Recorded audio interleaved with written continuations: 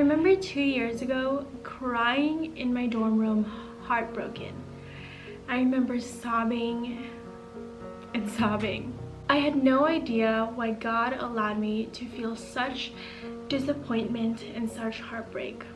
I was in a school that was solely based for healthcare careers, and I was on track to going to med school. It was September of my senior year, and I remember that this was the moment that I actually had worked so hard for. I remember enduring all 4 years of my undergrad there because I knew that this was where God wanted me to be.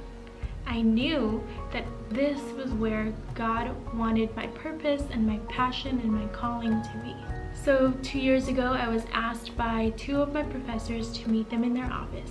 And it was the beginning of my senior year, so it was around the time where I had to get all my applications in. I had to get everything that I needed in just in time for med school.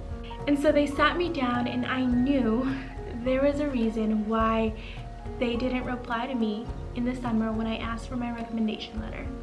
To be honest, I did not know that my world could collapse in just 5 seconds. If you get into med school, which you probably won't, you won't make it. At least, not right now, as if to soften the blow. To be honest, they may have just said, "Chelsya, you're not good enough." So there I was, determined to get into med school, realizing that she never had a chance.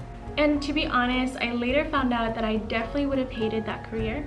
It definitely was not for me. But imagine being talked down like that and getting that news after you spent thousands of dollars on tests and courses and application fees.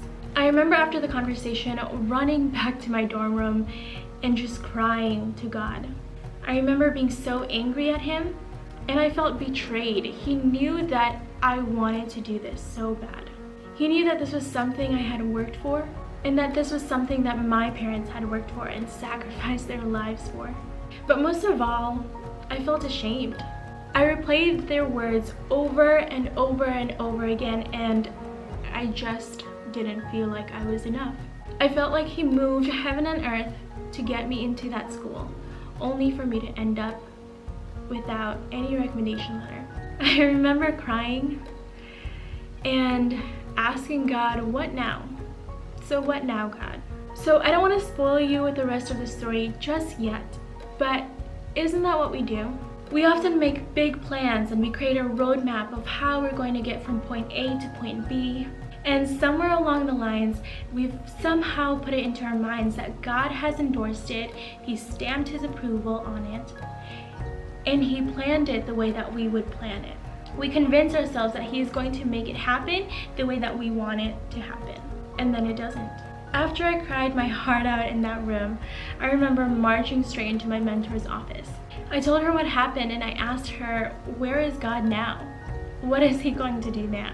And I remember her laughing and telling me, "Chelsya, if you only knew. You're beyond talented and you're brilliant. God is going to do so much bigger. You don't see it now, but He has something so much better for you." Subconsciously, we know this and we've heard it so many times before. But when it happens to us, when it's personal, we forget that God has our best interests at heart. I was disappointed, hurt, angry, and ashamed.